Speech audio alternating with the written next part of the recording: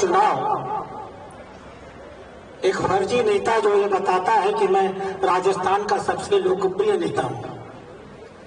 2023 में उसने 51,000 वोटों से हम लोगों को हरवाया था और आज हम गर्व के साथ कह सकते हैं हमारे जो ये दो नेता यहाँ मंच पर खड़े हैं उनके नेतृत्व में हमने करीब करीब उन्हें हरा दिया है और उनकी जीत 51,000 से घट करके 2,000 पर आ गई।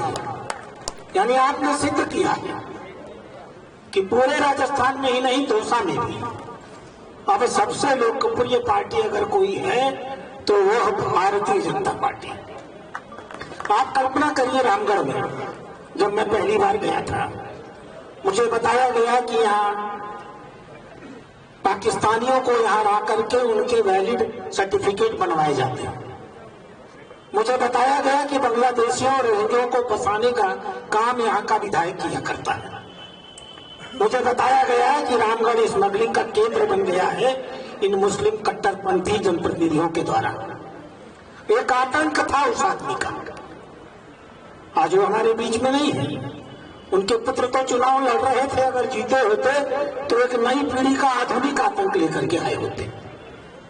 और हमें इस बात पर गर्व होना चाहिए 70,000 से हम लोगों ने पिछला चुनाव 2023 में हारा था और इस बारी 13,600 से हमने उनको टक्करी दी है आपके मुख्यमंत्री और आपके प्रदेश अध्यक्ष के नेतृत्व में। झुंझुनू ऐसा लगता था कि एक परिवार की बकौती हो गई, एक मरेगा तो दूसरा आएगा, किसी तीसरे को झुंझुनू में राजनीति करने का अधिकार ही नहीं था। लंबा समय हो गया था कोई भाजपा का विधायक नहीं जीत पाता था। पिछला चुनाव हमने 28,000 से हारा था और वो चुनाव हम लोगों ने 42,000 वोटों के अंतर से जीत करके भारतीय जनता पार्टी और माननीय नरेंद्र मोदी जी के चरणों में रखने का काम किया है। यानी एक मठाधीशी हमने रामगढ़ में खत्म की है, दूसरी मठाधीशी हम लोगों ने झुंझुनू में खत्म की है, दूसरी मठाधीशी यहाँ खींवसर में चलती थी। मैं अभी भीतर कह रहा था एक चूहे को हम लोगों ने पाल करके शेर बना दिया था और हमें एहसानमंद होना चाहिए खींवसर की जनता का। खींवसर की जनता ने उसको वापस चूहा बना दिया है, एक ऐतिहासिक हार उसको दी गई है।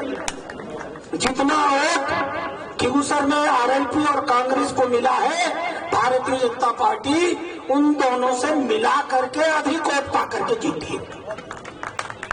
देवली उमजाला हम लोग 19,000 से आ रहे थे।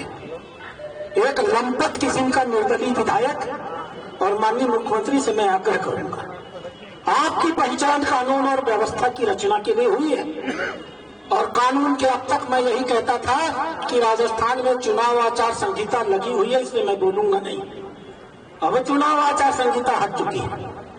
कानून के साथ जो खिलवाड़ करेगा वो कोई भी व्यक्ति होगा, हम उसे बताएंगे कि कानून उसके साथ क्या व्यवहार करता है।